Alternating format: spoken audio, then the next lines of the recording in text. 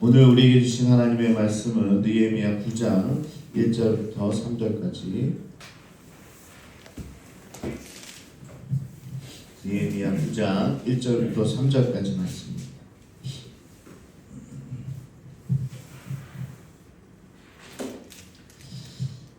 한 목소리로 같이 봉독합니다. 느헤미야 9장 1절부터 3절까지 시작. 그달 24날에 이스라엘 자손이 다 모여 금식하며 붉은 베옷을 입고 티끝을 부르시며 모든 이방 사람들과 절교하고 서서 자기의 죄와 조상들의 허물을 자복하고 이날에 나 4분의 1은 그 자리에 서서 그들의 하나님 여호와의 율법책을 낭독하고 나 4분의 1은 죄를 자복하며 그들의 하나님 여호와께 경배하는데. 아멘. 사랑하는 성도 여러분, 평안하십니까? 아멘. 8일차에 오신 여러분들을 환영하고 축복합니다. 우리는 어제 말씀에서 수문학 광장에 모여서 백성들이 말씀을 깨닫고 또 여호와를 기뻐하고 그게 힘이 된다, 그런 이야기를 들으면서 기쁨의 축제를 벌이는 장면을 살펴보았습니다.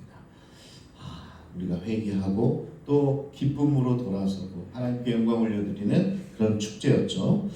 자, 그런데 오늘 9장으로 넘어오면서 이상한 장면이 연출됩니다. 1절을 보니까요, 이달 24일에 이스라엘 자손이 다 모여 금식하며 굵은 배를 입고 티끌을 무릅쓰고.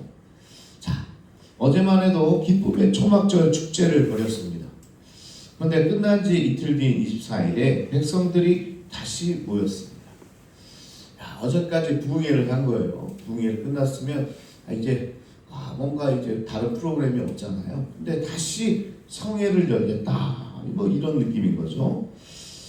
자, 축제가 아니라 다시 어떻게 보면 피부를 찌르는 거친 베옷을 입고 머리에 재를 뒤집어 쓰고 금식하기 시작했다라는 겁니다. 자, 여러분, 보통 축제가 끝나면 어떻게 합니까? 지금까지 참 은혜 많이 받았다, 이제 일상으로 돌아가자, 그러면서 금방 잊어버리죠.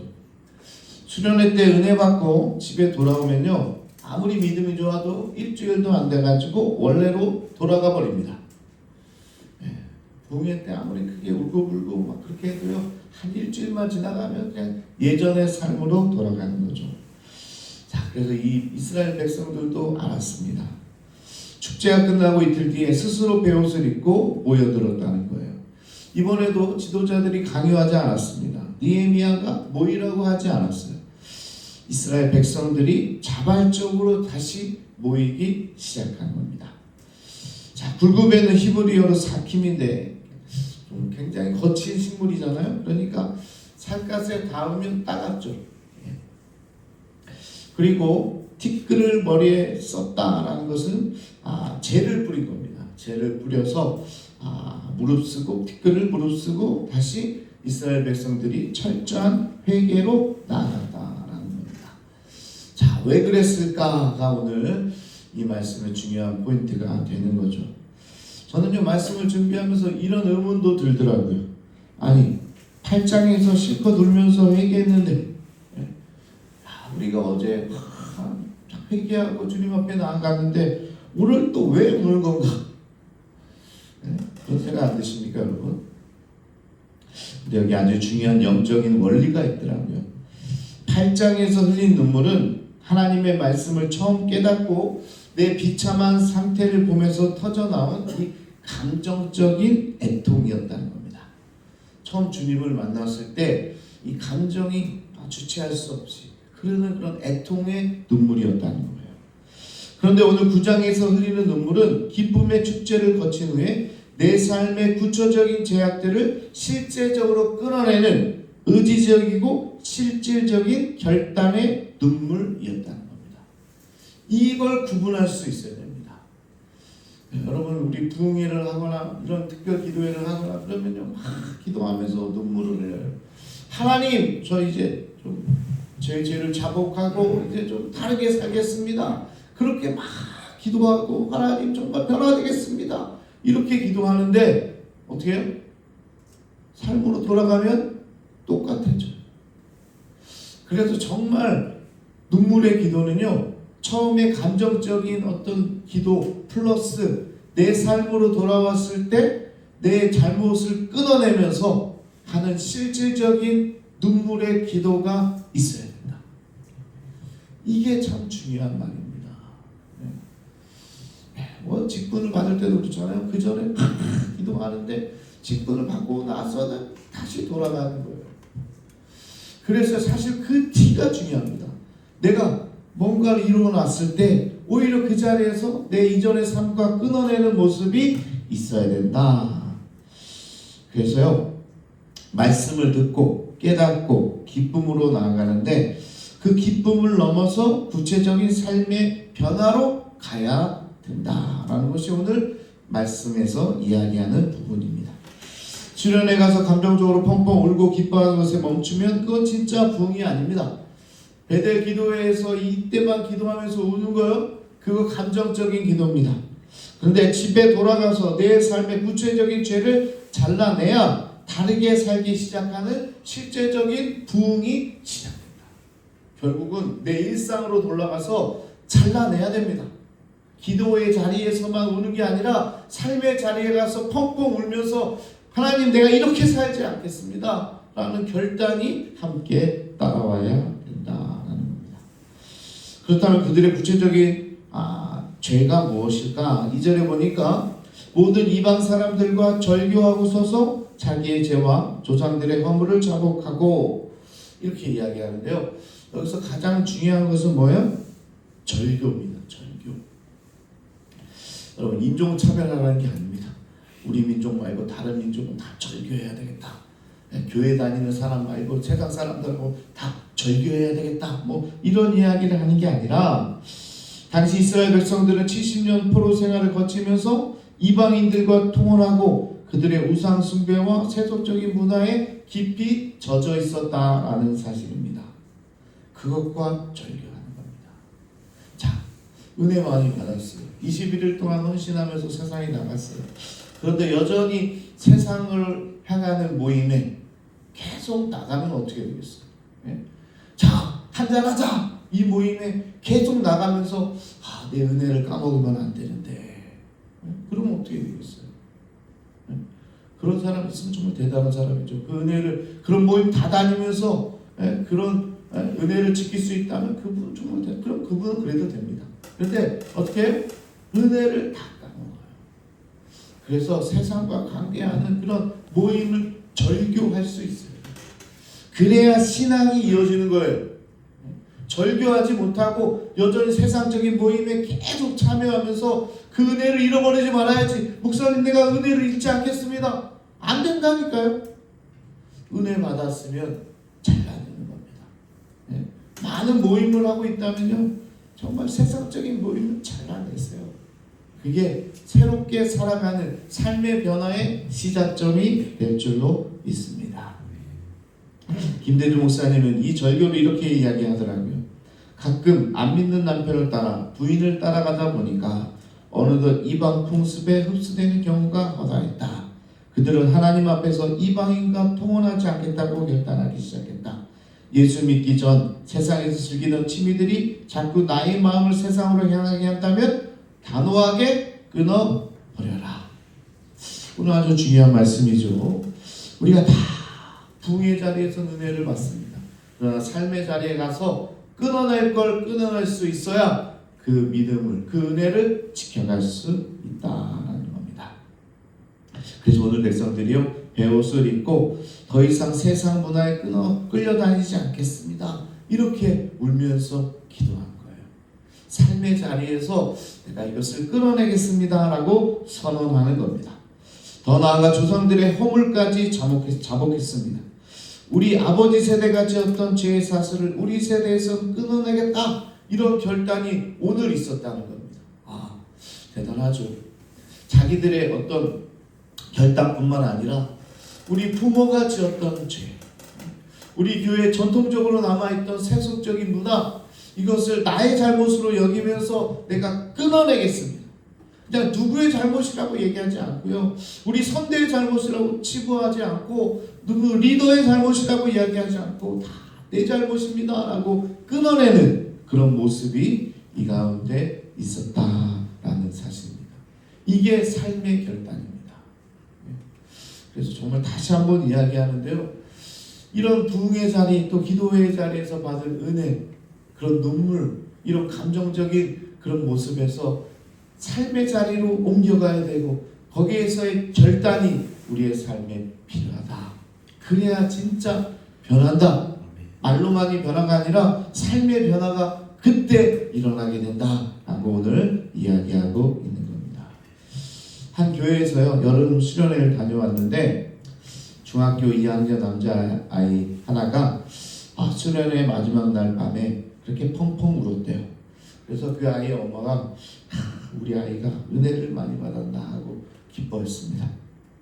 그런데 수련회 돌아온 그 다음날 그 아이가 엄마에게 와서 이렇게 말했답니다. 엄마, 나 할 말이 있어. 나 사실 학교에서 친구를 왕따 시켰어. 몇 달 동안이나. 어젯밤에 기도하는데 그 친구 얼굴이 자꾸 떠올라서 그냥 눈물이 나더라고. 그리고 하나님께 용서를 빌었는데 거기서 끝나면 안 될 것 같아. 그 친구한테도 가서 사과해야 될 것 같아. 그래서 엄마가 깜짝 놀랐대요. 왜냐하면 자기 아들이 이렇게 남을 힘들게 하는 왕따에 가담한 거, 이 자체에 이제 한번 놀란 거죠. 우리 아이가 자기 자신 다 착한 줄 알죠. 그러니까 우리 아들은 안 그럴 텐데, 그런데 왕따를 하고 누구를 이제 힘들게 하고 그렇게 했다는 사실에 놀랬다는 거예요. 그리고 더 놀라운 건 아이가 직접 그 친구를 찾아가서 사과를 한다는 거예요.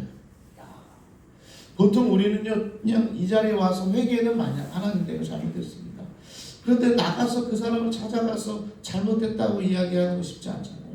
근데 오늘 이야기는 계속 그런 거예요. 내 감정적인 회개에서 머무르지 말고 실제적으로 가서 사과하는 모습까지, 내 삶의 변화까지 일어나야 된다라고 이야기하고 있는 겁니다. 그래서 정말로 아들이요, 찾아가서 그 친구에게 미안해, 내가 정말 잘못했어. 그러면서 그 친구도 울고 사과 그 아이도 울고 하면서 두 아이가 함께 울면서 화해했다는 겁니다. 여기서도 눈물이 두 번 나오죠. 하나님 앞에서 우는 것이 먼저고, 또 가서 그 친구에게 사과하면서 함께 부둥켜 우는 게 두 번째 눈물이다. 그래서 아까 우리가 고민했던 왜 울었는데 뭐 또 울고 난리야, 이게 아니라 우리 가운데 이 두 가지 눈물이 함께 섞여 있어야 우리가 진짜 변화가 시작된다라는 겁니다. 그래서 중요한 건 수련회 때 우는 게 아니고 집에 돌아와서 삶이 바뀌는 것. 그래서 구체적인 죄를 고백하고 직접 찾아가서 사과하고 눈물의 행동을 보이는 것, 이것이야말로 진짜 변화다. 그런데 느헤미야 9장에 나온 이스라엘 백성들의 행동이 이랬다는 거예요. 축제에서 기뻐하고 끝난 것이 아니라 이틀 뒤에 베옷을 입고 삶의 죄를 끊어내는 겁니다. 결국 삶이 바뀌게 되는 거죠. 지금 우리 아이들이 매일 접하는 세상을 한번 보십시오. 틱톡의 자극적인 영상, 유튜브의 폭력적이고 선정적인 콘텐츠, 그리고 좋아요를 눌러야 되는 그런 SNS의 문화, 이게 중독이 돼가지고요, 좋아요가 없으면 막 불안해하는 아이들. 그리고 우리 아이들도 보니까요, 자기가 뭐 올렸는데 애들이 하트를 보냈나 안 보냈나 자꾸 확인했더라고요. 근데 이게 그냥 뭐 하트가 중요한 게 아니라 그게 없으면 내가 인기가 없나 보다 뭐 이러면서 이거에 굉장히 몰입되어 있다는 거예요.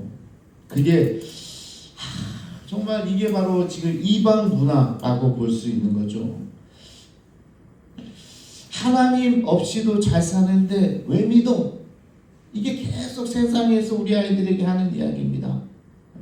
야, 그냥 우리끼리 즐기면 되지 왜 교회가 계속적으로 아이들에게 공격을 해오는 거예요. 우리 아이들이 이 문화와 절교할 수 있어야 되는 거죠. 친구들이 조롱할지라도 나는 하나님의 자녀다, 나는 다르게 살겠다는 이 거룩한 야성이 필요하다는 겁니다. 이런 삶의 결단이 어떻게 가능했을까라는 게 오늘 마지막 우리에게 주신 말씀인데요. 3절에 보니까 이날에 낮에 4분의 1은 그 자리에 서서 그들의 하나님 여호와의 율법책을 낭독하고 낮 4분의 1은 죄를 자복하며 그들의 하나님 여호와께 경배했는데, 자, 이런 세상의 문화, 엄청난 문화에 파급력이 대단합니다. 한번 발을 놓으면요 빠져나올 수가 없어요. 그런데 이런 세상 문화 가운데서 우리가 아이들을 어떻게 지켜낼 수 있느냐라고 했을 때 해답이 바로 이 말씀이라는 겁니다. 자, 4분의 1은 말씀을 듣고 4분의 1은 기도하는 삶을 살아야 되는 거죠. 나의 4분의 1은 약 3시간입니다. 3시간 말씀을 듣고 이어서 3시간 죄를 자복하는 그런 삶의 변화가 이스라엘 백성들 가운데 있었다는 거예요. 내 삶의 자리에서 은혜를 사모하는 겁니다. 중요한 것은 기도와 말씀의 균형. 이게 참 중요한 거예요. 이게 있어야지만 삶이 변합니다. 말씀 없이 기도만 하면 방향 없는 감정이 되고요. 기도 없이 말씀만 들으면 행동 없는 지식이 됩니다. 되게 너무나 좋은 말씀 아닙니까? 말씀 없이 막 기도만 하면 방향을 잡지 못하는 감정이에요. 그런데 또 기도 없이 말씀만 들으면 머리만 커져가지고 행동으로 나타나지 않는 그런 삶의 모습을 띠게 된다. 그래서 말씀이 죄를 비추고 기도가 그 죄를 씻어내는 그런 말씀과 기도의 삶이 균형 잡혀 있어야 변화가 실제적으로 진행된다. 세상의 문화 가운데서도 이겨낼 힘이 된다는 겁니다. 그래서 말씀이 진단하고 기도가 치유하는 그런 삶을 살 수 있어야 된다는 거죠. 자, 순서도 중요합니다. 먼저 말씀을 듣고 그 다음에 기도했다는 거예요. 말씀을 통해 하나님의 기준을 알아야 되고 무엇을 회개해야 되는지가 분명해지는 거죠. 막연히 하나님 내가 잘못했습니다 이렇게 기도하는 게 아니라 말씀 안에서 구체적인 나의 죄가 뭔지를 발견하고 구체적으로 자복할 수 있어야 된다. 그래서 정말 중요한 이 키가 있는 겁니다. 우리의 삶의 변화에 말씀을 들어야 돼요. 성경을 봐야 되는 거죠. 또 나와서 하나님의 말씀 설교를 들어야 되는 거죠. 이거 없이 내가 신앙생활을 한다 그러면 잘못되는 거예요. 그런데 말씀만 듣고 설교만 듣고 또 기도하지 않으면 그것도 문제인 거죠. 그래서 이 두 가지가 함께 갈 수 있어야 변화가 시작된다. 사랑하는 성도 여러분, 우리가 짓고 있는 이 교육관의 최종 목표가 뭘까요? 우리가 왜 짓습니까? 우리 교회를 좀 더 잘 보이기 위해서 하는 겁니까?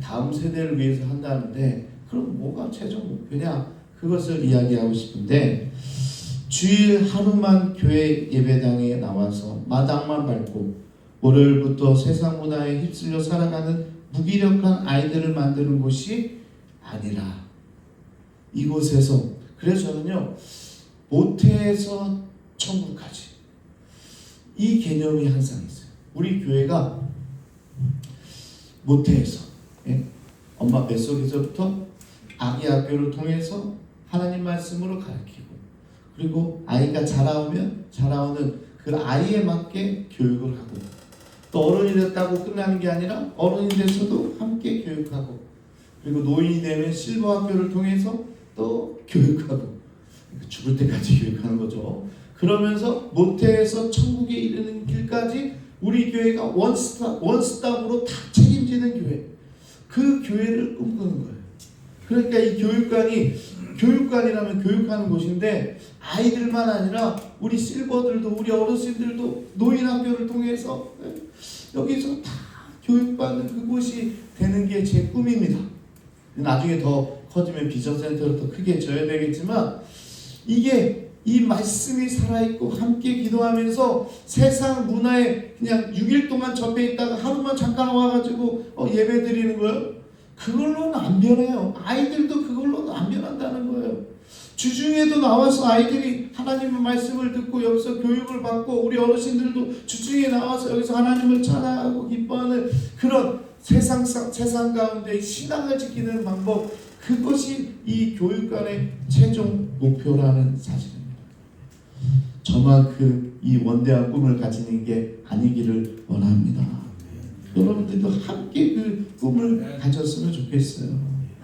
단순히 건물 짓는 것을 넘어서 단순히 다음 세대를 넘어서 우리 교회가 정말 세상 문화에 접해 있는 이 수많은 사람들에게 피할 곳을 주고 오히려 하나님의 성경의 말씀을 가르치고 그 기도로 우리의 이 신앙을 지켜내는 산실이 바로 이 헤브론 교육관이 될 줄로 믿습니다.